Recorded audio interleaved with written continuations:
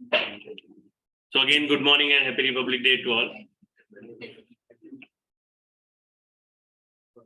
Up till now, we had in last two sessions the basic understanding of GST, and as I told you, the chapter of basic understanding on GST will continue for certain more number of days, because this is something which is very crucial and important for us to understand if we really want to understand GST in detail. Now, for that, the today's session is purely dedicated to an understanding relating to the limitation of our earlier tax regime and the benefits which are arising in our GST regime. So whatever were the limitations, or we can say shortcomings of an earlier tax regime, how that has been tackled or resolved in our GST regime, that is what we are trying to understand. Now, for that, we are not supposed to read anything.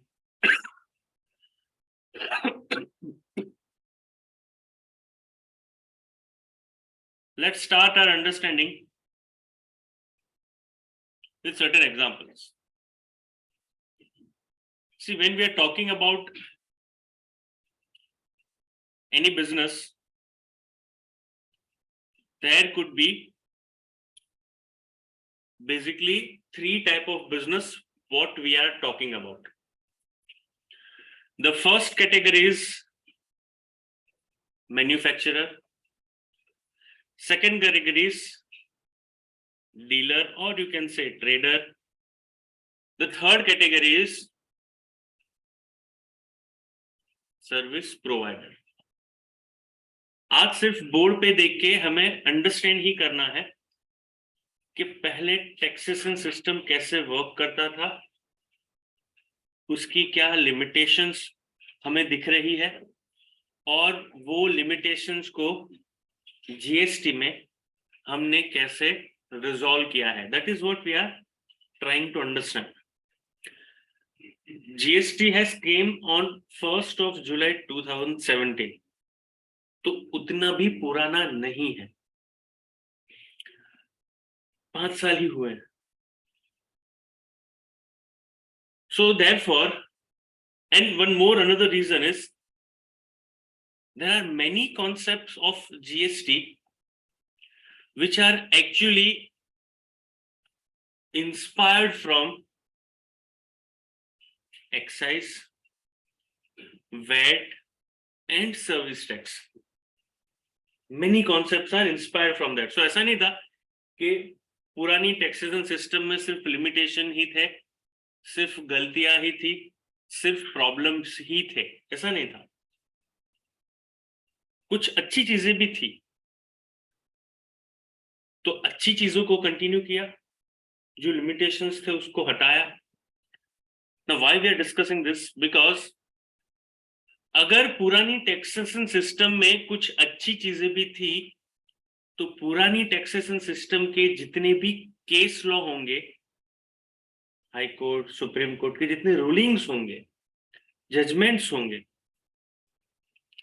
वो सारे यहाँ पे होते हैं relevant. वो सारे होते हैं यहाँ पे रेलेवेंट, क्योंकि जीएसटी आया है 17 में. तो कोई नया लिटिगेशन आने से पहले अगर मुझे कुछ कंक्लूड करना है, फॉर एग्जांपल मुझे अंडरस्टैंड करना है कि कोई material article substance whether it qualified to be treated as a goods और not. Are you getting what I am saying? There is no synonyms. Material article substance are always not equal to goods. Therefore we are using this terminology material article substance. It may not become in goods. In case if it becomes a goods, then only there is a possibility of levy of GST. So for that reason, I need to understand what is the meaning of goods. And the same definition of goods has been clearly understood by way of High Courts and the Supreme Court rulings of an earlier tax regime. तो वही शब्द के लिए फिर यहाँ पे वापिस से नए केसेस फाइल होंगे तो कितना टाइम वेस्ट होगा. तो there are many cases which are still relevant even in GST era. So therefore it is very important for us to understand कि पुराना टैक्स रिजिम कैसे काम करता है. But before we go there, no, when we are talking about the rulings of High Court and Supreme Court, there is one very important thing that we need to understand. See, whenever there is a litigation, you understand litigation? Litigation का मतलब पता है? मतलब case होना.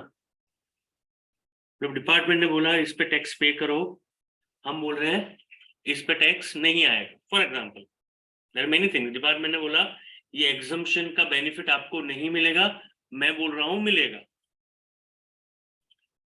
So whenever there is a litigation, that means a dispute between the revenue authority and an assessee. Every litigation has always have two aspects on which the litigation may continue. The first aspect is the question of fact. क्या हुआ था? तो department क्या बोल रहा है कि ये हुआ है, हम बोल रहे हैं ऐसा नहीं हुआ है. Are you getting? मर्डर के रात पे तुम वहां पे थे, मैं बोल रहा हूं नहीं था. That is a question of fact. This is very important to understand. Another is question of law. That what law is saying about that particular situation. So whenever we come to the question of law, that question of law is for certain amount of fact which has been frozen. आप high court में, supreme court में movie देखते हो, उस हिसाब से जाके ना फैक्ट चेंज नहीं कर सकते हो. हाई कोर्ट, सुप्रीम कोर्ट के पास टाइम ही नहीं है कि फैक्ट के अंदर जांचे. फैक्ट फाइंडिंग अथॉरिटी नहीं है वो. तो जब भी कोई लिटिगेशन टैक्सेशन सिस्टम में होता है तो हम पहले जाते हैं कमिश्नर अपीलेट के पास कि भाई असेसिंग ऑफिसर ने इतना टैक्स भरने के लिए मुझे ऑर्डर पास कर दिया था, but I am not agree to that. I will file my appeal first to commissioner appellate. वहां पर मैं बोल सकता हूं किसने रॉन्ग अजम्पशन पे किया है, ये फैक्ट नहीं है. लेकिन commissioner appellate is one of the wing of department only. आप समझ रहे हो? सिर्फ कैबिन चेंज होगा, ऑफिस वही रहेगा. And the salary is being paid by the Department of Revenue to Commissioner Appellate.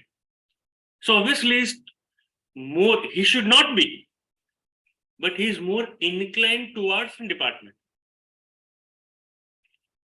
क्योंकि अगर उसने कुछ निकाल दिया कि हाँ सही है, आपको बेनिफिट मिलना चाहिए एग्जाम्पशन का, तो समवन में क्वेश्चन कि तूने पैसे खाए होंगे, तो वो डर की वजह से भी बहुत बार ये लोग एसएससी के फेवर में रूलिंग नहीं देते हैं, डर की वजह से.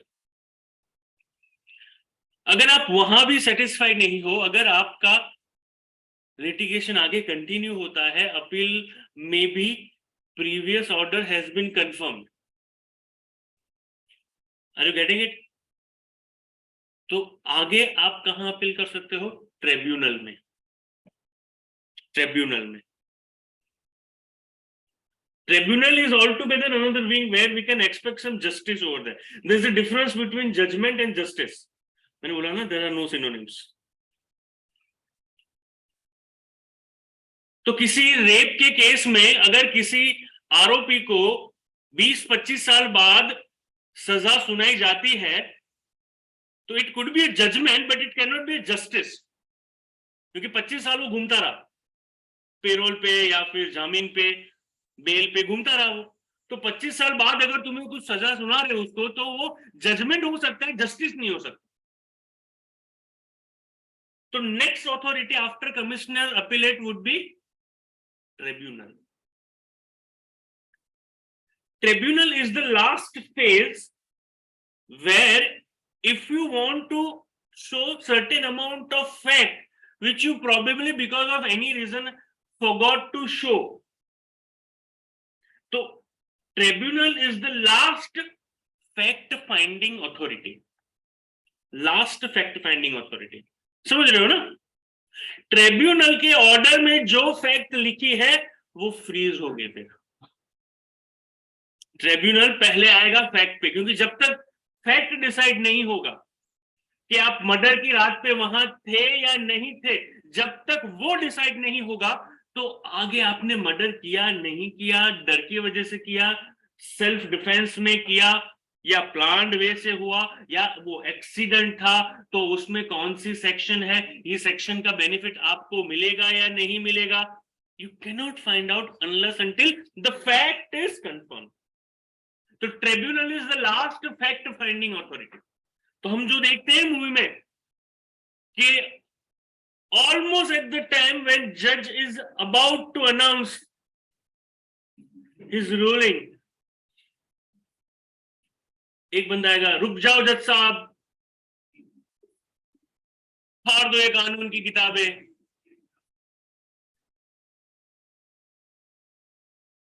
अब जज क्या क्या और फाड़ सकता है उसको पता नहीं।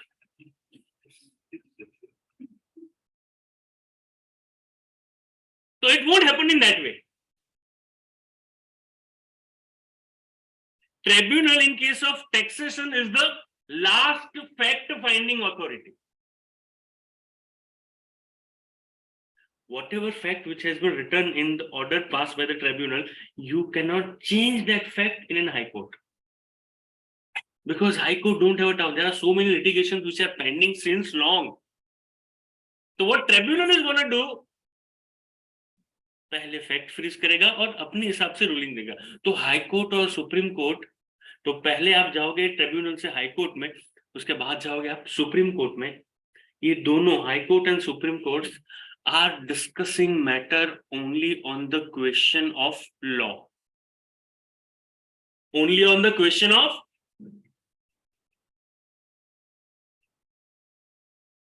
am I clear on this? Question of fact, question of law, समझ में आ गया ना? Clear? Because I give a reference to the case studies, no, therefore this is something which you probably might not know. So you cannot present any other fact at High Court, Supreme Court. That is something very crucial for us to understand. We being a professional chartered accountant, cost accountant, can appear to represent our SSC up to tribunal. We cannot go in High Court and Supreme Court as an authorized representative of our SSC.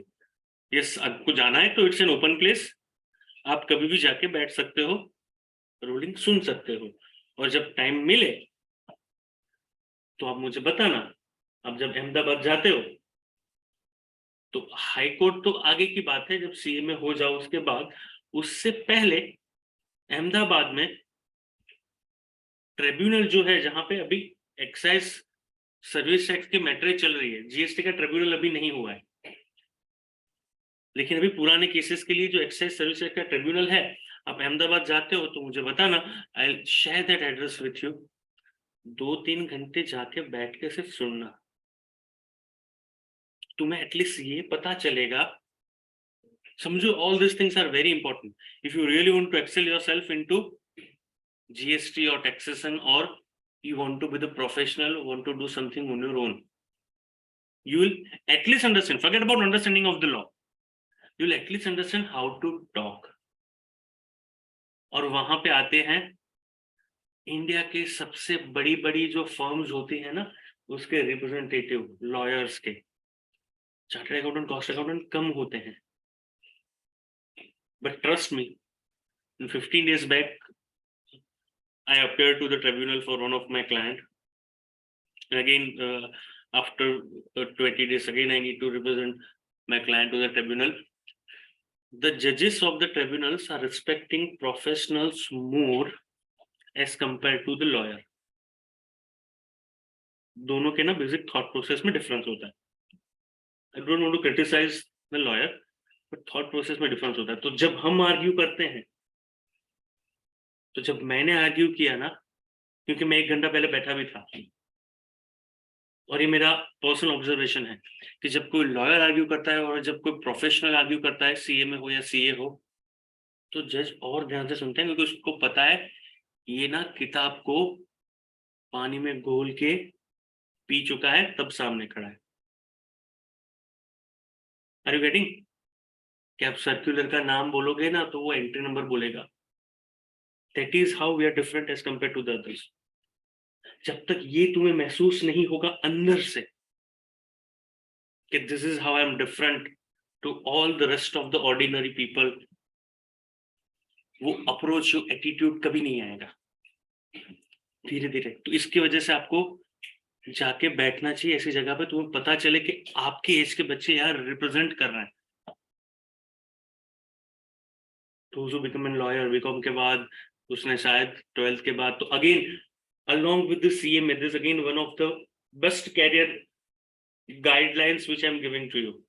If you really want to excel yourself into the area of taxation, the best combination, which I really regret that I could have done it and I'm really trying to do that, is along with the professional course. See, today's scenario, today's world, there are two things which are required to be done. One, acquiring an optimum level of knowledge, and do not limiting your skill only up to tribunal sort of thing. Optimum level पे आप utilise हो सकते हो। आपको अंदाजा नहीं है supreme court के जो वकील होते हैं ना उनका रुतबा क्या होता है। सुप्रीम कोर्ट के जो वकील होते हैं ना, बाहर डीजीपी बीजीपी तो लाइन में खड़े होते हैं, छोटे मोटे नेताओं को तो वो एंट्री नहीं देते, बाहर रुक थोड़ी देर, चल मीटिंग में बैठा हूं। वकील तो वो वाले वकील नहीं बनाए जो बैठ के बाहर दस्तावेज बनाते रहते हैं, उसकी बात नहीं कर रहा हूं मैं। उसको पढ़ना ही नहीं था, उसको टाइपिंग में ज्यादा इंटरेस्ट था, उसको 2000 में इंटरेस्ट था, मुझे 2 लाख में इंटरेस्ट है या 2 करोड़ में इंटरेस्ट है। तो along with this, the best course, forget about an MCOM here, seriously, don't do that. If you really want to excel yourself into the taxation, no, MCOM is not an lucrative. Doing an LLB is something which is lucrative, because after doing an LLB, your doors will be open up to Supreme Court. So this is again one of the career, I'll say, guidelines which I'm giving you. Another very good option, once you become CMA or you are in the process of becoming a CMA, you should not be always dependent on the placement which you probably get from the campus. Along with this, from this age itself, लाल बत्ती लगेगी गाड़ी पे, आप सीधे exam देके GST के commissioner बन सकते हो, GPSC, at least, if not UPSC, then at least, because now both are in the same authority. Are you getting what I'm saying? And you're going to become the commissioner of GST. Income tax, the route is always UPSC because it is a central tax. Hello, both are in the same authority. And being a professional, if you are cracking that exam and becoming a commissioner, no, then आपको पता है law क्या है। जो मुझे पता है कि जब मैं जाता हूँ, नॉन प्रोफेशनल जब बनते हैं तो उनको बताना पड़ता है सर आ फॉर्म ना भराए, आ भराए। अगर आपने ये ऑर्डर पास कर दिया ना तो नौकरी आपकी जाएगी, क्योंकि पहले लॉ पढ़ो, रूलिंग ही करना है उनको। तो ये भी बहुत अच्छी अपॉर्चुनिटी है, लाइफ लॉन्ग शांति, नौकरी ढूंढने की जरूरत नहीं पड़ेगी। तो ये 2 चीजें, हमारा ऑब्जेक्ट होता है कैसे हम इंटर में 40-50 मार्क लेके आए। ये रीजन ही छोटा है, मेरा टारगेट होना चाहिए इसके साथ मैं एटलीस्ट इंक्वायरी कर लूं कि कैसे हो सकता है। And more number of students are interested in, then I definitely can help in that, how to do that.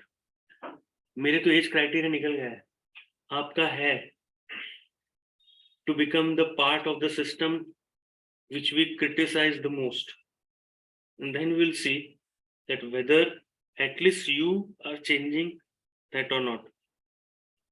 Taking the bribe is the easiest option to earn the money. Criticize भी करते हैं तो system में जाओ और salary अच्छा खासा होता है, जरूरत जेन्युइनली होती नहीं है ब्राइब्स की, वो खुद पे है फिर। पर you will become the boss who feel आएगा lifelong. So when we are talking about the earlier tax regime, there are three possible businesses which are recognized by the indirect taxes, which covers almost every type of business in the country. The first one is, as we have discussed, is a manufacturer. Second one is a dealer or a trader. Third one is a service provider. Clear with this? Manufacturer does the manufacturing of goods. Manufacturer does the manufacturing of goods. It's visible up to the last mention. No? On manufacturing, the tax which is levied is a, देखो इस पे भी मैं question पूछूंगा. The tax that is levied is an excise duty, not excise tax. मैंने बोला ना, there are no synonyms. It is excise, custom, service, income, goods and services. तो ऐसा है जो सूट हो रहा है राइम्स में उस हिसाब पे लगा दिया, कविता बना रहे हैं. समझ रहे हो ना कितना लॉजिक क्लियर होना चाहिए बंदे का जब पढ़ रहे हैं तब. एक शब्द सामने आया ना तो उसको तोड़ दो कि क्यों यहां पे है, उसका रीजन क्या है. और ये पहली ही बार में ना देर लगती है. उसके बाद तुम्हें क्या लगता है इनको पढ़ के आने की जरूरत है? अभी नहीं जरूरत पड़ती है फिर, क्योंकि आपके फंडामेंटल्स क्लियर है. आपको पता है क्या होना चाहिए, आपको पता है अगर आप लॉ बनाओगे तो क्या बनाओगे, और वही बना होगा. तो change your approach from interpretation to what it should be. Once you will reach from what it is to what it should be, then you realize that what it should be is always what it is. समझ में नहीं आएगा बहुत सारे को. हम पकड़ते हैं कौन सा वाला इंटरप्रिटेशन कि क्या है. नहीं, मैं बात कर रहा हूं क्या होना चाहिए. सोच क्या होनी चाहिए ना, उस पर ध्यान दो. क्या है वो ऑटोमेटिक वही होगा जो होना चाहिए. Law can not drafted in a way which can create an hurdle to the business of the economy. It cannot be. It cannot sustain. तो जो होना चाहिए वही लॉ होगा. तो थॉट प्रोसेस भी हमारा ऐसा ही होना चाहिए कि हम सिर्फ इंटरप्रिटेशन नहीं करेंगे, हम ये सोचेंगे कि क्या होना चाहिए और फिर अंडरस्टैंड करेंगे कि देखो वही है या नहीं है. So manufacturers are paying excise duty on which event? The event which is subject to tax here is manufacturing of goods. Only goods. Service cannot be manufactured. Manufacturing of goods. And this excise duty was levied and is levied by central government. अभी भी है excise duty, 5 product पे है अभी भी excise duty. वो आगे जाके जीएसटी में सब्ज्यूम हो जाएगा, उसके बाद ये एक्साइज ड्यूटी भी चली जाएगी. लेकिन आज पेट्रोलियम प्रोडक्ट्स पे अभी भी एक्साइज ड्यूटी है, क्योंकि state government do not want to take a risk. कौन सा रिस्क, कैसा रिस्क, ये आज के सेशन के बाद आपको पता चलेगा. स्टेट गवर्नमेंट, सेंट्रल गवर्नमेंट, अगर हम स्टेट गवर्नमेंट की चलो बात करते हैं ना, तो स्टेट गवर्नमेंट का 40 to 45% revenue of indirect taxes are coming from the taxes levied on petroleum product only. 40 to 45. तो हम जब माइग्रेट हो रहे हैं, पुराने एक्साइज से जीएसटी में, तो हम क्या सोच रहे हैं कि देखो पूरे एक बार माइग्रेट कर दिया फिर जचा नहीं, क्लास चेंज कर दे फॉर एग्जांपल, फिर जचा नहीं तो क्या करेंगे. तो 2 सब्जेक्ट वहां, 2 सब्जेक्ट यहां. आप समझ रहे हो? One of the way of thinking कि पूरा माइग्रेट हो जाए, फिर स्टेट गवर्नमेंट बोला फिर हमारा जीएसटी आने की वजह से रेवेन्यू कम हो गया तो क्या करेंगे.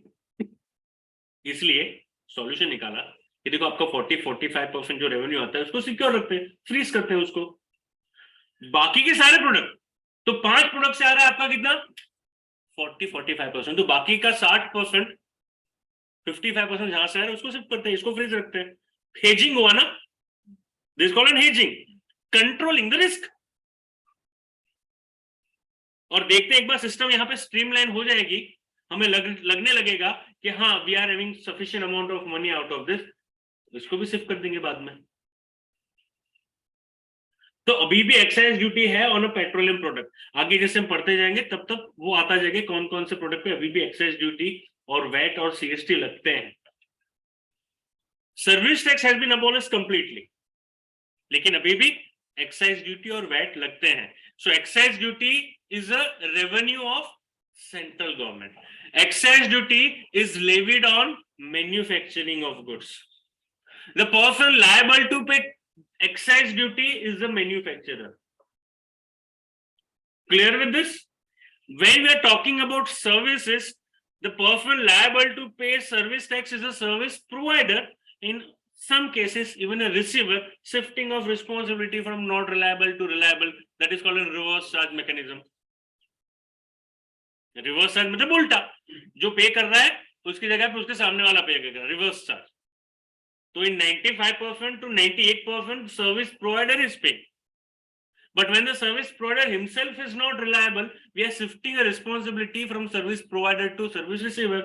तो यहाँ पे टैक्स कौन पे करता है? Service provider. On what tax? What name of the tax is? Service tax. What is the charging event? Provision of service. This is also revenue of only this was, we cannot, this was only a revenue of, out of 3, 2 are exclusive revenue of central government. Within this, dealer and trader is those who are doing in trading, they are not manufacturer. Manufacturer after manufacturing is going to become a trader also. So if I'm a manufacturer earlier, if I'm a manufacturer, it is not just in manufacturing which I am going to do. After manufacturing, my object was to sell it. So I'm a trader as well as manufacturer. तो earlier tax regime में मुझे, अगर मैं manufacturer हूं तो 2 registration लेने थे। एक लेना था एक्साइज ड्यूटी में, समझना, दूसरा लेना था वैट, तीसरा लेना था CST. Because VAT is govern by state government, CST is govern by central government. ध्यान से सुनना ये चीजें, ये बहुत काम की है। तो 3 रजिस्ट्रेशन हुए।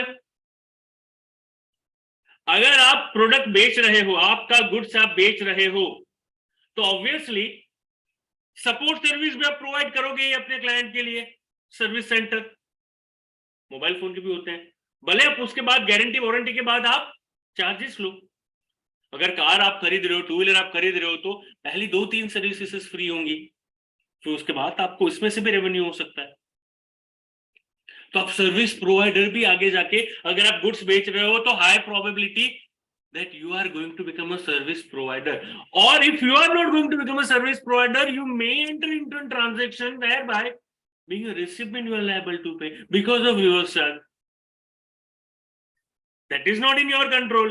You can control what you are providing, but you cannot control what you are receiving. That is something needed for the business. So another registration that you are supposed to take would be under service tax. 4 registration हुए। कितने? ये 4 registration के 4 अलग अलग return file करने के, ये 4 taxes के लिए 4 एक्सपर्ट को हायर करने का, ये 4 रिटर्न फाइल करने के बाद चारों के लिटिगेशन आएंगे, असेसमेंट आएगा, ऑडिट आएगा, केसेस चलेंगे, ये सब पे भी खर्चा करना। ये चारों के लिए अलग अलग बुक्स ऑफ अकाउंट मेंटेन करना। considering the requirement of each and every act. Cumbersome or not, subsume to one, your compliance reduce from multi-layer to one layer. एक ही रिटर्न फाइल करो, सर्विस टैक्स भी आ गया उसमें, वैट सीएसटी जैसा भी आ गया, manufacturing का भी कॉन्सेप्ट ही नहीं रहा, कोई कुछ नहीं करना है. Are you getting? So under trader and dealer category ध्यान से सुनना, if it is in intra then I am supposed to pay VAT. If it is inter, then I am supposed to pay central sales tax, that is a CST. Value added tax, that is a VAT. VAT is a revenue of CST is the revenue of, yes, CST is the revenue of central government, but retained and hold by, ऐसा क्यों? ऐसा इसलिए है कि अगर आप ध्यान से देखने जाओ ना, तो वैट और सीएसटी दोनों एक ही इवेंट पे लगते हैं. ध्यान से सुनना, ये बता रहा हूं मैं. किस पे? Cell of goods. सर्विसेज यहां पे भी नहीं है, तो ये भी गुड्स पे ही लगता है. On sale of goods. Now that sale of goods could be intra, the sale of goods could be, लेकिन लिखता किस पे है? सेल ऑफ गुड्स पे. अगर सीएसटी कलेक्ट करना है सेंट्रल गवर्नमेंट को, तो सेंट्रल गवर्नमेंट को हर एक स्टेट में सीएसटी डिपार्टमेंट के ऑफिसेस स्टार्ट करनी पड़ेगी, ऑफिसर्स अपॉइंट करने पड़ेंगे, असेसमेंट कराना पड़ेगा, उसका एडमिनिस्ट्रेटिव कॉस्ट आएगा. So what department has observed, what government has observed, that our collection cost would be more as compared to the revenue that probably we will generate out of the CST. Are you getting it? So what they have done is, rather than starting the separate department for it, let's delegate this responsibility to the VAT officers of the state government itself. Let's give an authority to the state government itself to adjudicate the matters of the CST. Let them collect in their bank account. Then at the end of the year, we'll see whatever CST they have collected on behalf of us. Central government ये सोच रहा है. वैसे भी हमें at the end of the year कुछ ना कुछ grants तो देनी ही होती है स्टेट गवर्नमेंट को, तब देखेंगे, एडजस्ट कर लेंगे.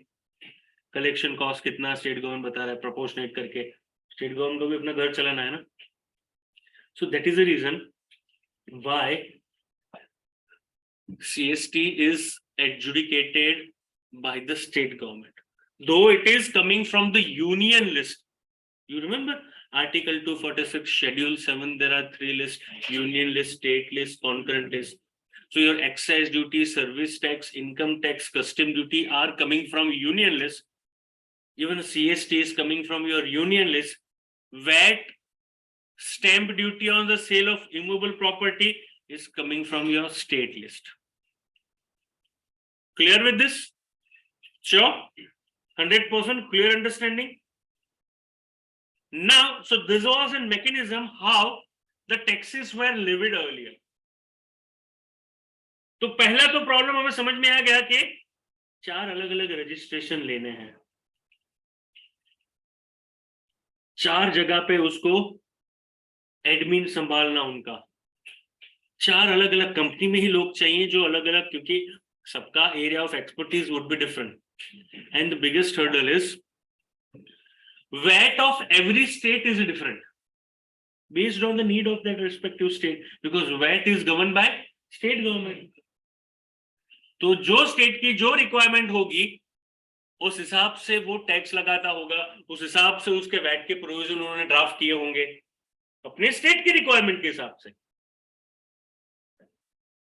तो I being a practising chartered accountant of Gujarat, if I need to help my client who is one location in Gujarat, another location in, let's say, Tamil Nadu, I cannot help him because I am not expert in Tamil Nadu state VAT. which is different as compared to Gujarat VAT. I even cannot help a person of my neighboring state because they are having also their different. MP का अलग VAT है, महाराष्ट्र का अलग VAT है, राजस्थान का अलग VAT है. I cannot help because I'm not expert in that. I might be expert in Gujarat VAT, not the. So my even scope of practice get limited only to the state in which I belong. समझ में आ रही है ना बातें? ये सारी background story है. All these are factors contributing which requires tax reform in our country. Moving further, but before we move further, the important point of discussion which I started was that why there are some taxes behind which the word duty has been mentioned, why there are some taxes behind which the word tax has been mentioned, like a custom duty, excise duty, value added tax, central sales tax, service tax, income tax. ऐसा क्यों? सबके पीछे tax क्यों नहीं? सबके पीछे duty क्यों नहीं? Any basic thought process on this?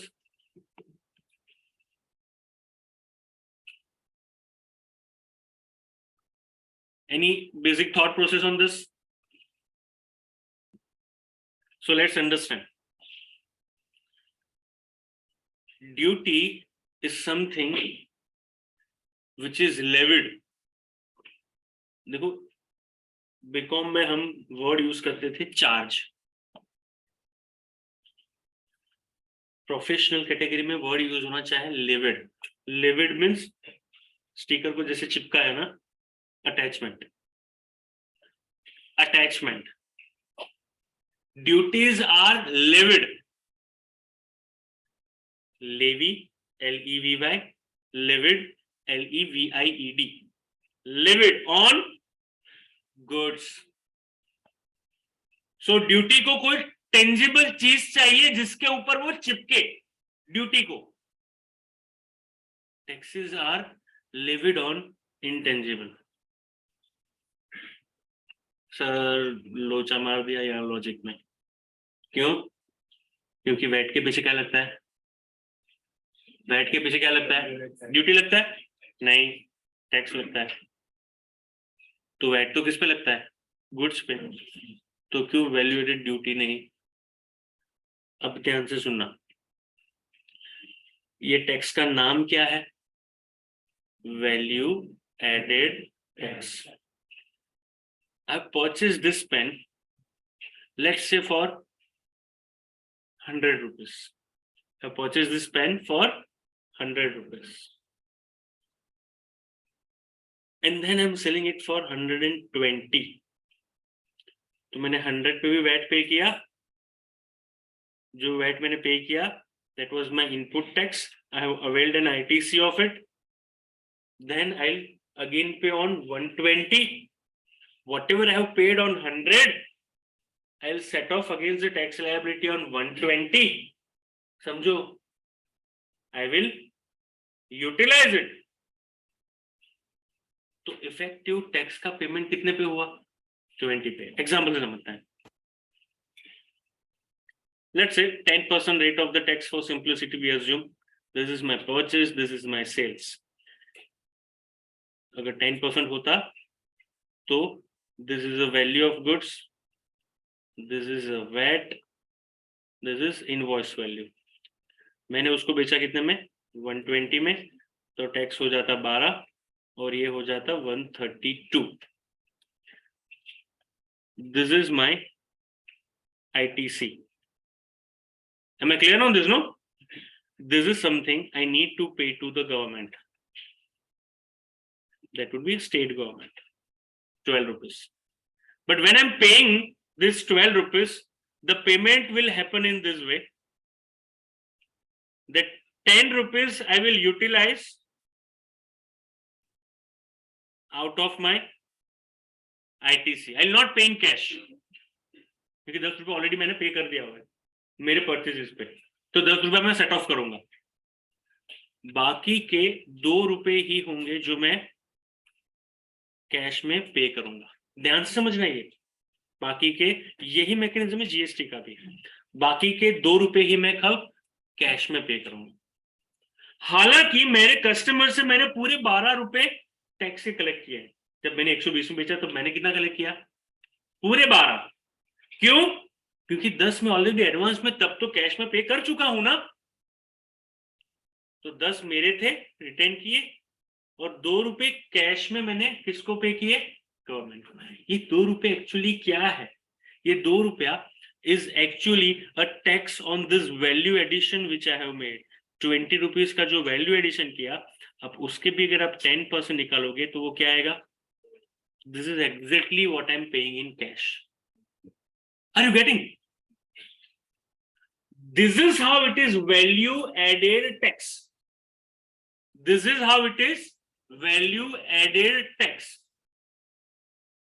तो जो मैंने 20 रुपए मार्जिन के ऐड किए, क्या ऐड किया मैंने? ध्यान से सुनना, क्या ऐड किया मैंने? ये मैंने कुछ इसके पीछे ऊपर रबड़ वबड़ लगाया क्या? नहीं। मैंने कुछ इसमें मॉडिफिकेशन किया? नहीं। मैंने सिर्फ क्या ऐड किया? मेरा मार्जिन। अब मार्जिन इज टेंजिबल और इनटेंजिबल? Got the answer?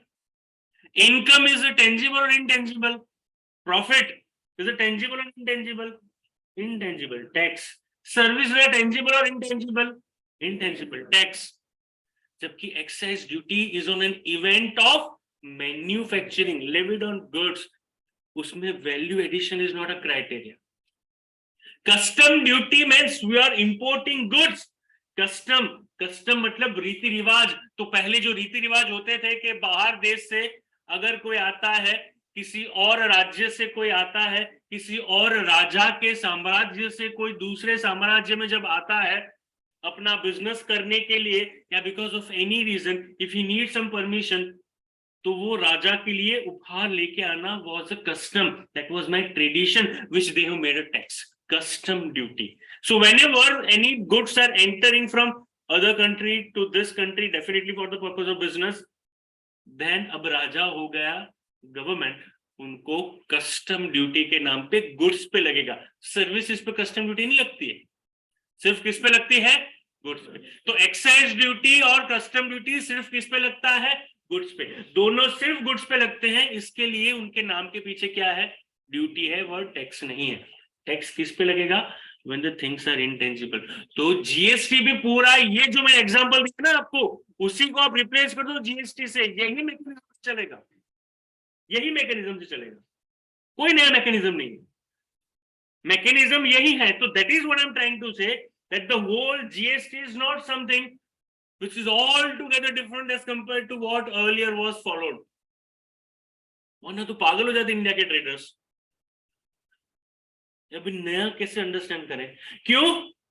क्योंकि इंडिया में एक अजम्पशन पे सारी चीजें चलती हैं।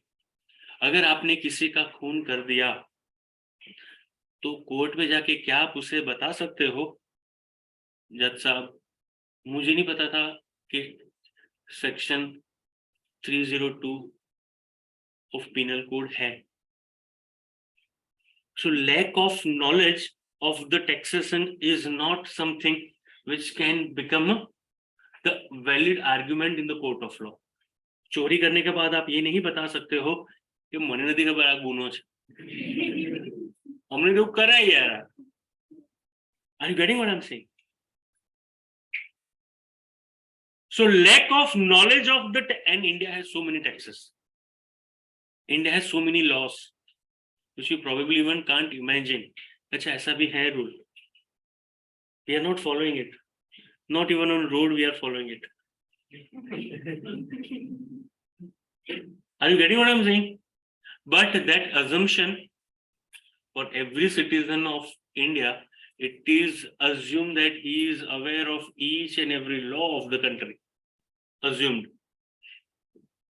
तभी तो पेनल्टी के प्रोविजन होंगे, तभी तो लेट फी के प्रोविजन होंगे। आप बोल सकते हो क्या कि सर रिटर्न फाइल करना मैं भूल गया तो मैं लेट पे नहीं करूंगा क्योंकि मुझे पता ही नहीं था रिटर्न फाइल होता है। ऐसे भी हैं बहुत सारे मेरे भी क्लाइंट जिसको ऐसा था, जो बिल्डर होते हैं ना, बिल्डर बहुत बन रहे हैं आजकल। इसको पूछो क्या कर रहे हो? बिल्डर हो, मतलब कुछ नहीं कर रहा है, तो शायद साइट पे जाके सुपरविजन कर रहा होगा। लेकिन बताता है खुद को क्या बिल्डर, तो 2-3 बार देख लेगा बिल्डिंग कैसे बनती है, फिर वो बनाएगा। अब उसके घर खरीद रहे हम, तो पता नहीं कब गिरे। लेकिन उनका ऐसा होता है कि जीएसटी का रजिस्ट्रेशन कराना मतलब शॉप एंड एस्टेब्लिशमेंट का रजिस्ट्रेशन होता है ना, गुमास्ता वाला, वैसा एक बार ले लो फिर कुछ करना नहीं होता है। तो पहले उनको बताना पड़ता है कि देखो फिर हर महीने रिटर्न फाइल करना पड़ेगा, हर महीने आपके सेल्स के डेटा मुझे देने पड़ेंगे, हर महीने आपके परचेस के डेटा मुझे देने पड़ेंगे, मैं टैक्स कैलकुलेट करूंगा, टैक्स पे करना पड़ेगा। तो एक तो भाई साहब है हमारे लेबर सप्लायर बेचारा, खुद भी लेबर जैसे दिमाग रहता ही गधों के साथ है, क्या करेगा।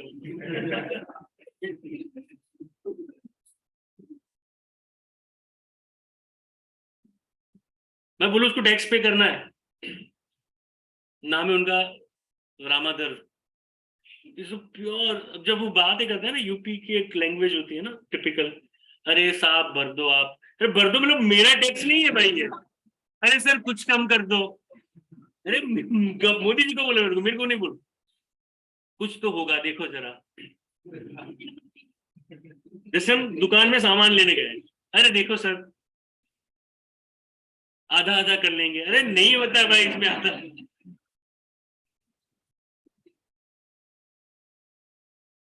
अब उसके लिए अगर नया टैक्स पूरा लेके आया जाए, जैसे तैसे करके 5 साल से मैंने उसको वैट और सर्विस टैक्स पढ़ाया था, ये फ्री कोर्सेज करने पड़ते हैं ना क्लाइंट के लिए। समझाया था कि हर महीने की 1 तारीख को तू मुझे यहाँ पे चाहिए, तेरे बैंक स्टेटमेंट और सारे इनवॉइसेस लेके। मैंने जैसे तैसे करके उसको सर्विस टैक्स क्या बला होती है वो समझाया। अब सरकार नया जीएसटी लेके आ गई और 5 साल लगेंगे मुझको। सर आपने तो पहले बोला था ऐसा है, अब ये नया क्या आया, पुराना ही ठीक है सर वही रखते हैं। तो क्या उसको समझाया।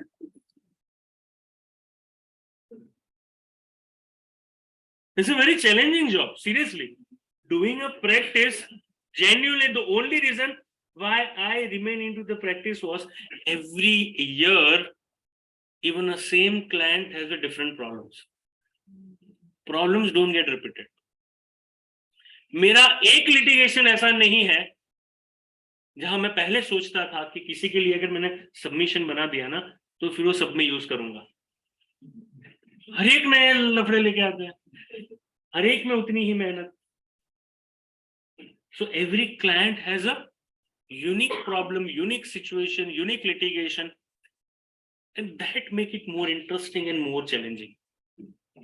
It is not a stereotype कि हर महीने एक्सेल में डेटा कंपाइल करो और अपलोड कर दो। हर महीने कुछ लफड़े होते हैं, हर रोज, महीने भी नहीं, हर रोज कुछ नया खड़ा होता है। हर रोज everyone whenever sending a or data or whenever client needs something, no, 500-600 से ज्यादा अगर क्लाइंट है और हर एक बंदे को ना जब भी कोई मेल भेजता है डिटेल के लिए बोलेगा चाहिए अर्जेंट। हमारी कंट्री में किसी को शांति नहीं चाहिए। 20 तारीख अगर रिटर्न फाइलिंग की लास्ट डेट है ना तो भेजेंगे 19 रात को 12 बजे और लिखेंगे please ensure that return is filed with in due date. This is the kind of person we are having. उसने 19 दिन बिगाड़े, but we are a service provider. Understand? Being a professional, whether you are into a job or whether you're into the practice, we are a service provider. We cannot afford for not picking the phones. We cannot afford to deny the urgency of the client. हाँ, एक बार आप कर दो फिर दूसरे बता दो कि फिर देखो मेरे यहाँ पे आके 2 दिन प्रोसेसिंग में लगेंगे, फिर मत बताना। लेकिन you have to be there with him. और क्या फिर बोल दो कि 19 रात को अगर डेटा भेजने I will ensure return file हो जाएगा, तो जो हर महीने में 5,000 लेता हूँ ना 10,000 होंगे, हो जाएगा। 19 रात को नहीं तो 20 दोपहर को भेज, हो जाएगा। 20 दोपहर को 15,000। This is what I have done. If you are sending data up to 10th, this is the amount that you are supposed to pay. After 10th up to 15th, this is what you are supposed to pay. 15 to 18, this is what you are supposed to pay. हो गया ना, मेरे को वो 2500 2500 interest नहीं मेरा है, मेरे को पता है वही ऑप्ट करेगा। और because of the mails and everything, no it is record on record कि आपने डेटा कब भेजा। अब कंपनी का मालिक होगा, बोलेगा अपने एम्प्लॉय को कि तूने क्यों नहीं बनाया। देखो pressure shifted from here to there. फिर जब ऐसे क्लाइंट होते हैं तो उसको मैं अपॉइंटमेंट भी देता हूँ संडे आफ्टरनून 3 o'clock मिलना है। हाँ हाँ आ जाओ संडे आफ्टरनून 3 o'clock, क्योंकि तुम भी 19 को भेजे थे ना, संडे आफ्टरनून को सोना होता है ना तुम्हें, 3 बजे मिलेंगे। यस सर, उस दिन तो छुट्टी है एम्प्लॉय। बोला तेरी है ना, मेरी नहीं। अब नेक्स्ट मंथ से अगर तू डिटेल भेजेगा 15 तक तो शायद सैटरडे को मिलूंगी। तेरे सैटरडे भी छुट्टा है तो फिर 10 तारीख से पहले detail. This is how you have to actually, and the business owner never wants to do non compliance. उसके नीचे जो होते हैं they take it for granted. तो 2-3 रोज को चमत्कार दिखाओ ना तो फिर सारी डिटेल बहुत टाइम पे आ जाती है। तो ये चीजें हैं प्रैक्टिस की, जो challenges that you will face. Now moving further on the taxation aspect, excise duty as we discussed is levied on VAT on intrastate sale of goods, CST on interstate sale of goods, service tax on provision of service. All the taxes requires and compliances. One of the reasons that we concluded that good reason for having multiple layer registration, multiple compliances, multiple litigation, so fit to one. तो cost आपकी वैसे ही 25% हो गई, आपकी cost हो गई 25% सीधा एक ही झटके में, क्योंकि 4 कंप्लायंस की जगह पे हो गया क्या 1 कंप्लायंस। तो cost effectiveness, the scope of professional increase from 1 state to multiple state because GST is same in all the states. GST is same in all the states. Am I clear? So now I can give an advice to my client in Tamil Nadu, Maharashtra, Madhya Pradesh, wherever he is located. I can file the return for that also. But the return के format भी सबके अलग अलग होते थे. So that is an easy task. Now let's understand what was another problem of an old tax regime. So for that we need to understand that अगर मैं manufacture हूं, हर एक एंगल से समझेंगे कि दिक्कतें कहां पे आती है। अगर मैं मैन्युफैक्चरर हूं,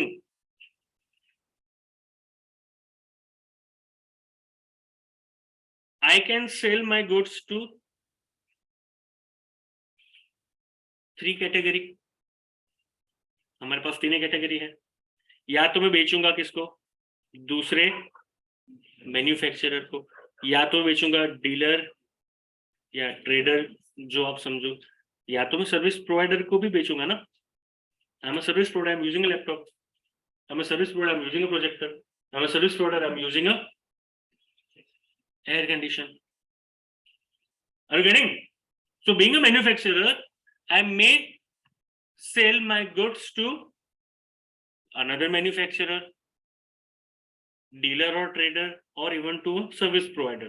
The tax that we are living here is, which is the revenue of, understood?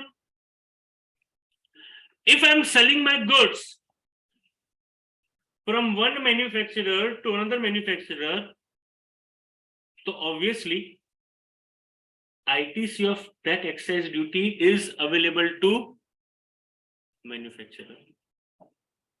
समझ रहे हो? He is also registered under excise. He is also registered under excise.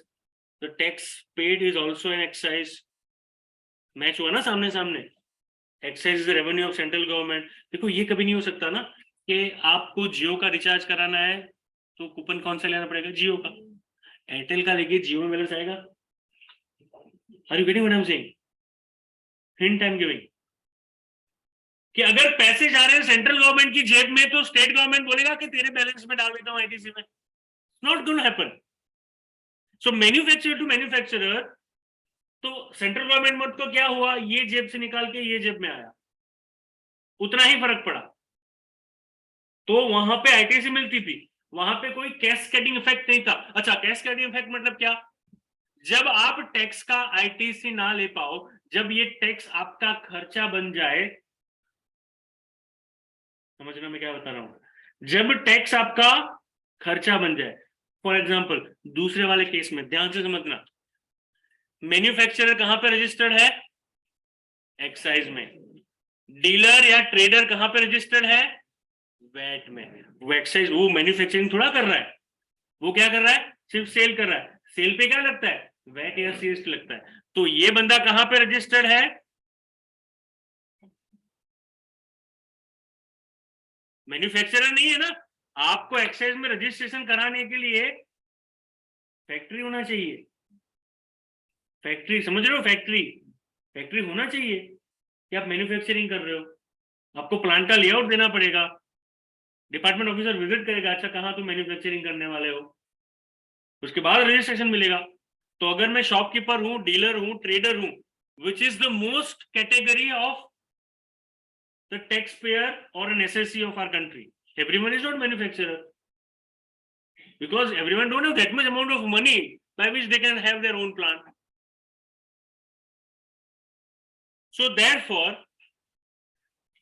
when the manufacturer, after manufacturing goods, is selling his goods to the dealer or trader, what tax he will charge here is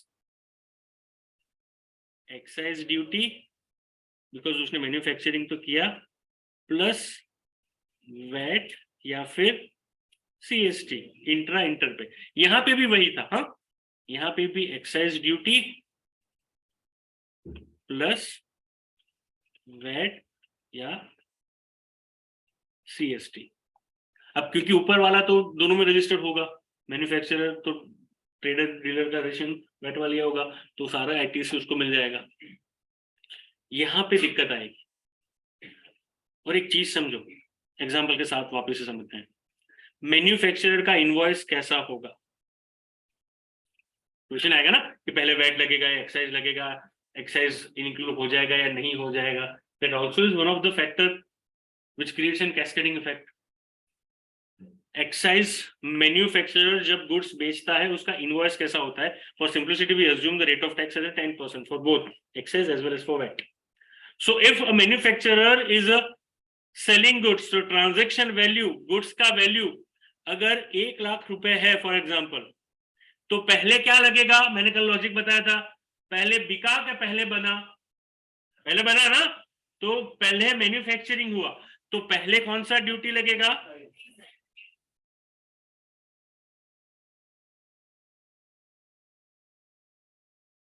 अब बिका तो क्या लगना चाहिए?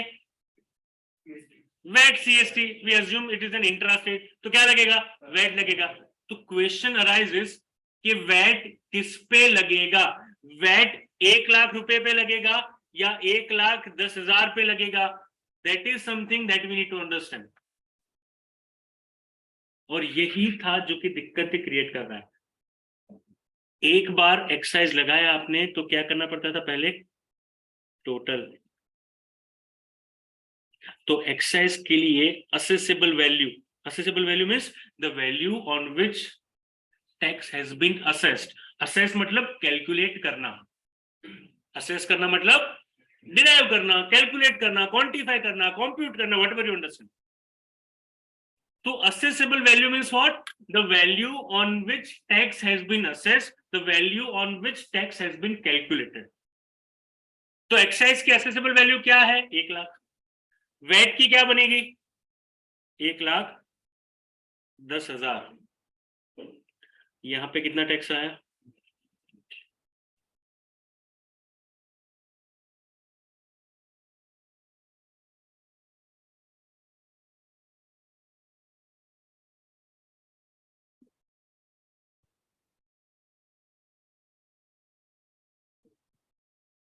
समझ में आ रहा है ना?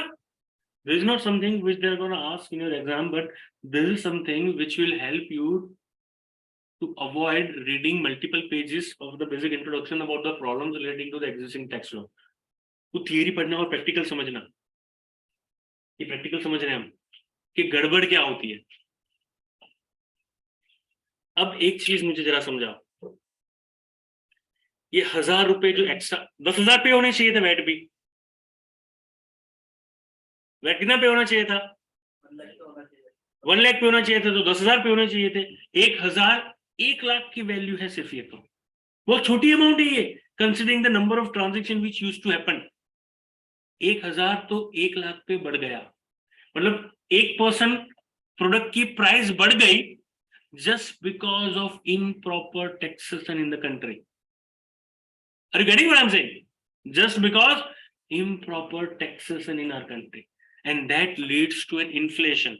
तो अगर ये चीज की रियल वैल्यू 500 रुपए है, अब टैक्स की वजह से, और टैक्स की वजह से मतलब इम्प्रॉपर टैक्सेशन की वजह से आप एसेसेबल वैल्यू एक नहीं ले रहे हो, उसकी वजह से अगर इसकी वैल्यू 600 हो जाए तो 100 का कुछ वैल्यू एडिशन ये पेन ने नहीं किया।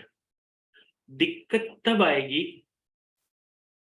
जब हम लोग ये वाला सिस्टम फॉलो कर रहे हैं, हम लोग मतलब इंडिया, समझो ये बहुत डीप थिंकिंग रिक्वायर्ड, इकोनॉमिक्स आपने पढ़ा होगा लेकिन इस तरीके से सोचो, हम लोग ये एरा में हैं, कौन से एरा में है, हम मान रहे हैं हम संगठित भारत है, लेकिन स्टेट और सेंटर कहीं नहीं बनता एक दूसरे से, मान नहीं रहे टैक्स एक ही वैल्यू पे लगाने में। Everyone is ग्रेडी that I need more tax, I need more tax. जबकि 2017 से पहले 160 कंट्री में जीएसटी था, 160 कंट्रीज आर फॉलोइंग जीएसटी, जिसको ये दिक्कत नहीं आती। सीजी और एसजीएसटी के लिए असेसेबल वैल्यू सेम, तो एक्साइज ड्यूटी को आप मान लो सीजीएसटी, समझ रहे हो ना, amount attributable to centre, VAT amount attributable to, दोनों के लिए असेसेबल वैल्यू एक ही है। तो अगर यहाँ सी और एस होता 10% दोनों पे, तो दोनों पे 1 लाख पे ही लगता। अब क्योंकि प्रॉब्लम समझो, अब क्योंकि सिर्फ इंडिया नहीं फॉलो कर रहे, बाकी 160 कंट्री फॉलो कर रही है जीएसटी, तो उनका प्रोडक्ट तो 1000 ऑटोमेटिक सस्ता हो गया हमारे प्रोडक्ट से। हेलो, 1000 रुपीज तो वो without putting any extra effort सस्ता हुआ हमसे,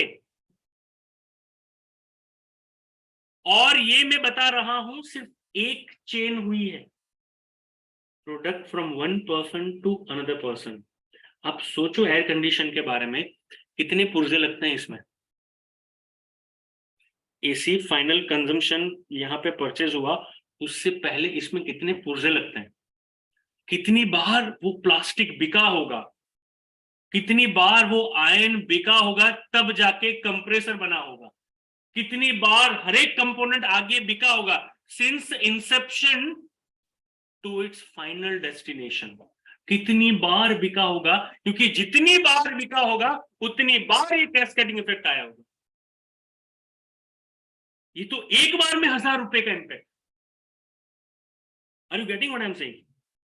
तो ऑब्वियसली हमसे सस्ता प्रोडक्ट मिलेंगे फिर आपको चाइना के, China has a proper taxation system, तो फॉरेन के कंट्री के प्रोडक्ट फिर सस्ते मिलेंगे इंडिया में, तो इंडियन इंडस्ट्री तो वैसे ही मर जाएगा, not because of inefficiency of an entrepreneur, because of improper taxation of our country.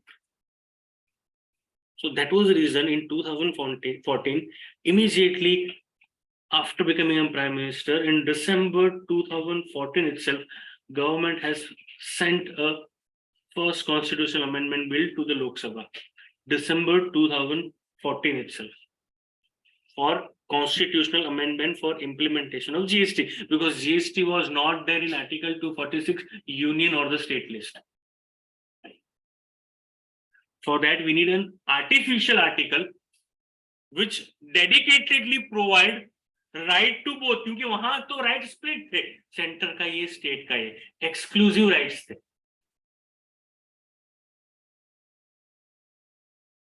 तो इसलिए नया आर्टिकल इंट्रोड्यूस हुआ, क्योंकि पहले से नंबरिंग तो चला आ रहा था, तो बीच में अगर नया नंबर डालोगे तो नीचे वाले सारे नंबर दिक्कत आए होंगे ना। आप समझना, ये अगेन प्रिंसिपल आएगा कि मैंने अगर सेक्शन बना लिए सेक्शन 1 से सेक्शन 160, अब बीच में बोलूं यार ये डालना, एक्सपीरियंस से पता चला this is need of time that we need to have one extra section now. अब बीच में कहीं पे डालूं मैं 50 के बाद, तो नीचे के सारे नंबर चेंज होंगे। अब जैसे तैसे करके तुमको याद रहा था सेक्शन नंबर, इसलिए ये लोग नंबर नहीं चेंज करते। ये लोग क्या करते हैं, आर्टिकल 246 के नीचे नया आर्टिकल ऐड हुआ, नॉट 247, 246A, तो नीचे वाले नंबर भी डिस्टर्ब नहीं होंगे। Am I clear on this? और ये article 246A empowers government to frame the law in the name of GST. कितनी प्रॉब्लम है, ये तो सिर्फ कैस्केडिंग वाला प्रॉब्लम है, ये एक्चुअल प्रॉब्लम नहीं है। ये तो बाय प्रोडक्ट बता रहा हूं मैं तुम्हें। एक्चुअल प्रॉब्लम कब स्टार्ट होगा समझो।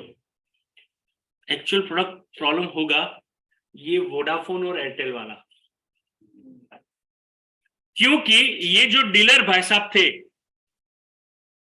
वो मैन्युफैक्चरर को कितने रुपए दे रहे हैं, आप समझो टोटल कितने रुपए दे रहे हैं। डीलर ने जब खरीदा मैन्युफैक्चरर से तो उसका बिल का टोटल इनवॉइस वैल्यू कितने का है, 1,21,000 का है ना। ये 1,21,000 में गुड्स की वैल्यू कितनी, 1 लाख। बाकी का क्या है, कोई दिक्कत नहीं थी अगर मुझे दोनों की क्रेडिट मिलती, क्योंकि अगर मुझे दोनों की क्रेडिट मिलती then it is not my cost, then it is my receivable which I can set off later on.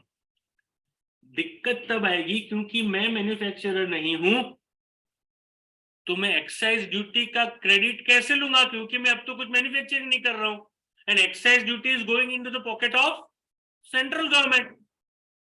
तो इन दोनों टैक्स में से मुझे सिर्फ आईटीसी मिलेगा एक ही टैक्स का, 10,000 का आईटीसी मुझे, that becomes cost to me. I am not a final consumer, the tax should become cost to the final consumer, not to the middleman, not to the person who is into the business of it. Hello, समझ में आ रहा है ना? These are core concepts of earlier tax regime और GST. तो अगर आपको earlier tax regime topic को डिस्कस करता है ना, तो वहां पे भी ना आपको क्लियर समझ में आएगा। आप समझ ही नहीं सकते हो इंडिया को जब तक आप इंडिया की प्रॉब्लम पहले क्या थी और किस पे काम करना है। तो अगर आज आपको मैं प्राइम मिनिस्टर बना दूं तो आप ये नहीं सोचोगे कि कल से ये सिस्टम में चालू करूं। राइट अप्रोच क्या होना चाहिए, प्रॉब्लम क्या है मेरे, तो प्रॉब्लम हर बार आते हैं पास्ट से, तो पास्ट को समझना इसलिए जरूरी है before you show your creative into the current और into the present. That is the reason why we are discussing this. Am I clear with this? So when there is a dealer registered under VAT, he will not get the credit of excise duty because excise duty has been paid to the central government and the VAT dealer is registered under the state government. समझ में आया? ये सिर्फ एक transaction की बात करें, when manufacturer is selling goods. Now the third category is when manufacturer is selling goods to service provider. Service provider, अब समझना ये चीज important, excise act is coming from, sorry excise duty is coming from central excise act 1944, service tax is coming from finance act 1994, both are not coming from the same act. समझ रहे हो? सिर्फ इतना जरूरी नहीं है कि किसको पेमेंट हो रहा है, कौन से एक्ट से आ रहा है वो भी जरूरी है ना, क्योंकि आप इनकम टैक्स जो पे कर रहे हो किसकी जेब में जा रहा है, सेंट्रल गवर्नमेंट। तो आपने जो इनकम टैक्स पे किया तो उसका क्रेडिट आप जीएसटी में ले सकते हो, दोनों जो जा रहे हैं सेंट्रल गवर्नमेंट की जेब में ना, बट दोनों आ रहे हैं अलग एक्ट से। हेलो, तो अगर आपने रिचार्ज करवाया इंटरनेट का तो कॉलिंग होगा, नहीं होगा। अगर आपने रिचार्ज करवाया कॉलिंग का तो कॉलिंग होगा। अब तो वैसे चलो पैकेज में आ रहा है, मैं पहले की बात कर रहा हूं, अगर आप एसएमएस फ्री कराने का कुछ व्हाट्सएप से पहले वाले जमाने में लोग एसएमएस फ्री कराते थे, तो अगर आप एसएमएस फ्री कराने का पैकेज लेते हो तो उसमें कॉल में बैलेंस नहीं आएगा। अगर आप सिर्फ वैलिडिटी बढ़ाने वाला रिचार्ज कराते हो तो सिर्फ वैलिडिटी बढ़ेगी, बैलेंस नहीं आएगा। पैसे अभी भी जा रहे हैं जियो की जेब में, सेट ऑफ नहीं होगा। तो excise duty is coming from central excise act 1944, service tax is coming from finance act 1994। तो अगर मैन्युफैक्चरर गुड्स अपना बेच रहा है किसे, सर्विस प्रोवाइडर को, तो क्या सर्विस प्रोवाइडर उसकी क्रेडिट ले सकता है? आंसर टू दैट इज नहीं ले सकता। अगर 2004 में, कब 2004 में गवर्नमेंट ने एक्ट को अमेंड ना किया होता। Government brought up rules called CENVAT credit rules 2004। क्या लेके आए? सैनवेट क्रेडिट रूल्स 2004, जहां पे उन्होंने बोला 2004 से कि अब सर्विस प्रोवाइडर और मैन्युफैक्चरर को हम एक ही बकेट में लेके आते हैं। तो मैन्युफैक्चरर अगर किसी सर्विस प्रोवाइडर को हायर करता है, किसी चार्टर्ड अकाउंटेंट, कॉस्ट अकाउंटेंट को हायर करता है, तो हम जो सर्विस टैक्स चार्ज करेंगे वो मैन्युफैक्चरर सर्विस टैक्स का क्रेडिट ले पाएगा और उसको एक्साइज के सामने सेट ऑफ कर पाएगा। ऐसा रूल बना है, अदरवाइज नहीं पॉसिबल था ये। और अगर जब मैन्युफैक्चरर अगर सर्विस प्रोवाइडर को कोई गुड्स बेचता है आफ्टर चार्जिंग एक्साइज ड्यूटी, तो सर्विस प्रोवाइडर ये एक्साइज ड्यूटी को सर्विस टैक्स के पेमेंट के सामने सेट ऑफ कर पाएगा। क्यों? क्योंकि एक बार टैक्स पे हुआ, then the tax become CENVAT, changing its color. It does not have a separate identity that I am excise duty or I am service tax. तो सैनवेट क्रेडिट रूल्स ने बताया था कि ये रूल्स किस किस को एप्लीकेबल होंगे। वेट नहीं था इसमें, सिर्फ 2 टैक्सेस थे, वैसे तो बहुत सारे और हैं लेकिन दूसरे एक्साइज के ही टैक्सेस थे, वेट इसमें नहीं था। तो सैनवेट क्रेडिट रूल ने बताया कि अगर कोई बंदा ये टैक्स पे करता है तो वो टैक्स बन जाएगा सैनवेट, बन जाएगा पे करने के बाद सैनवेट। एक बार वो सैनवेट बन गया तो that can be used against the payment of either excise और service tax because the tax has changed its colour. ये 2004 के सैनवेट क्रेडिट रूल्स के बाद आया। तो अगर मैं सर्विस प्रोवाइडर हूं, मैं मैन्युफैक्चरर से लैपटॉप खरीदता हूं, मैन्युफैक्चरर से, ट्रेडर से नहीं, क्योंकि ट्रेडर चार्ज करेगा क्या, वेट, वो आगे हम पढ़ेंगे। तो अगर मैं परचेज करता हूं air condition, television, projector manufacturer से and manufacturer has charge excise duty on it, that excise duty would be ITC for me. Similarly, if I'm a service provider, when I charge for my services to the company which is a manufacturer, I'm charging service tax. That service tax can be availed as an ITC by a manufacturer, and that service tax can be utilized against the payment of excise duty also. तो यहाँ कोई cascading effect नहीं था। सबसे बड़ा कहां पे था?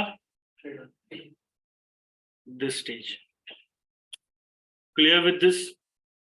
और आगे हमें ये समझना है, फटाफट से चलो हम समझ लेते हैं।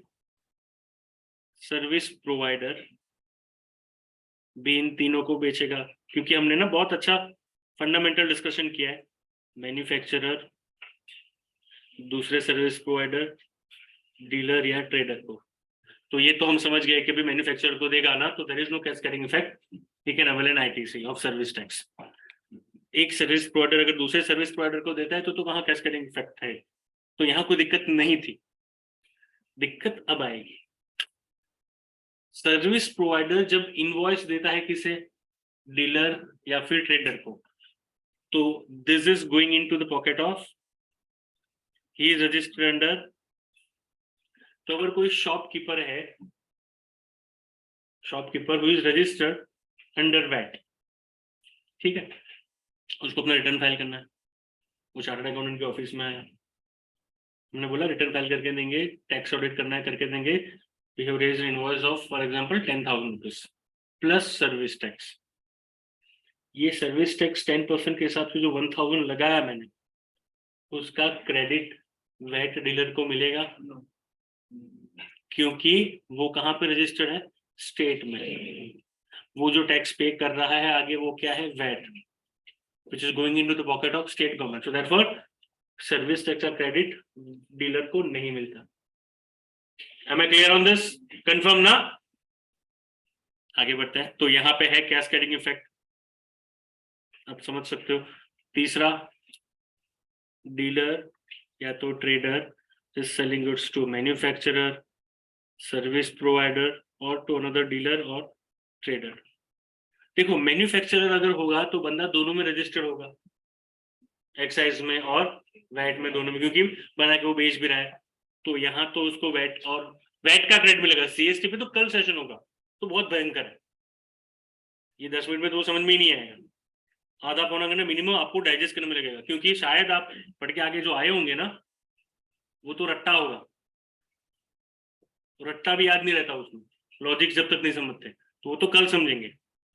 डीलर अगर मैन्युफैक्चरर को बेचता है तो क्योंकि manufacturer is also registered under VAT, तो उसको वैट का क्रेडिट मिलेगा। यहाँ पे अगर मैं सामान खरीद के लाऊं शॉपकीपर से, उसने मुझे टैक्स इनवॉइस दिया, I was a service provider, तो मेरा output tax is going to which government, this is, क्योंकि उसका स्वैप भी नहीं था। ऊपर जो हमने देखा service provider to dealer IT से नहीं मिलता था, तो डीलर टू सर्विस प्रोवाइडर भी, समझ में आ रहा है ना? यहाँ पे तो कोई दिक्कत नहीं है, यहाँ तो आईटी से मिल जाता है। कल समझेंगे हम सीएसटी, और कल एक और बहुत इंपॉर्टेंट चीज हम समझेंगे कि इंडिया अगर एक यूनाइटेड कंट्री था अब तक 2017 से पहले, तो ऐसा क्यों हुआ कि गुजरात ज्यादा डेवलप हुआ, यूपी बिहार उतना डेवलप नहीं हो पाया। अगर हम देखने जाए तो geographically UP is much having a much population as compared to the population of Gujarat. They are consuming more as compared to Gujarat. So ideally they should be rich because the consumption is happening more over there. जितना consumption होगा tax उतना वो government को जाएगा ना, because it's a consumption based tax. तो 2017 से पहले ऐसा क्यों हुआ कि कुछ ही स्टेट थे जो डेवलप हो पाए, जैसे गुजरात, महाराष्ट्र, बाकी स्टेट क्यों डेवलप नहीं हुए, उसका रीजन हम कल समझेंगे। उसके पीछे भी improper taxation was the reason, and how GST is gonna resolve that problem. कल 1.5 घंटा लगेगा वो समझने में सिर्फ। One of the biggest reason is CST. That is what we are understanding in tomorrow's session. Am I clear on this? We'll stop here for the day. In case if anyone has any doubt or any questions, then you can ask, which normally no one has. I'm so good teacher. And yes, the announcement that we are planning to organize games on the Women's Day. So लड़कियों को लगता है कि तुम लड़के cricket खेला करते हैं, हम नहीं खेल पाते हैं। And honestly, when we are talking about organizing some games for the girls, no, then having in competition between two girls and everyone is participating is not possible. So therefore, even in case of boys, we are planning games which are played in teams. So for you, the ground of cricket would be very big ground. So for you, we are planning to have box cricket. Box cricket मतलब एक room जैसा होता है ना, जहाँ पे 11 player की जरूरत नहीं है, 5-6 प्लेयर में हो जाता है। But cricket, so that everyone can take part, and it's in compulsory for everyone. मैं नहीं खेलूंगी, देखूंगी, ये नहीं चलेगा। So that we are planning for all girls.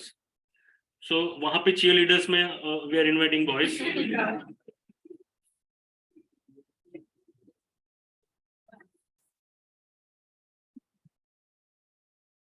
Fine. We'll stop here for the day.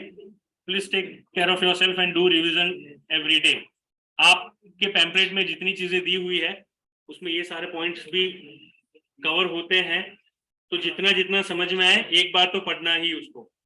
Fine, will stop here for the day. Take care. There is a chat. Sir, in the first case there is a problem of calculation of tax between manufacturer and dealer, but in the third case there is no problem. Why? I didn't get your question, Mohsin. Can you elaborate? You can unmute yourself. Sir Yes. Sir in the first case जो manufacturer dealer और trader को बेचता है तो वहाँ पे calculation mistake होता है। रुक जा। मैन्युफैक्चरर किसको बेचता है? डीलर और ट्रेडर को। हाँ, तो सर वहाँ पे कैलकुलेशन में प्रॉब्लम होता है टैक्स का। क्या प्रॉब्लम होता है? वहाँ पे इफेक्ट आवे છે ને કે 10,000 and 11,000 का। हाँ, वो तो है ही, वो तो यूनिवर्सल प्रॉब्लम है। मैन्युफैक्चरर किसे भी बेचे, वो मैन्युफैक्चरर डीलर को बेचे, दूसरे मैन्युफैक्चरर को बेचे या सर्विस प्रोवाइडर को बेचे, कैलकुलेशन तो वैसे ही करेगा वो तो प्रॉब्लम सबके लिए है, सिर्फ मैन्युफैक्चरर टू डीलर नहीं है।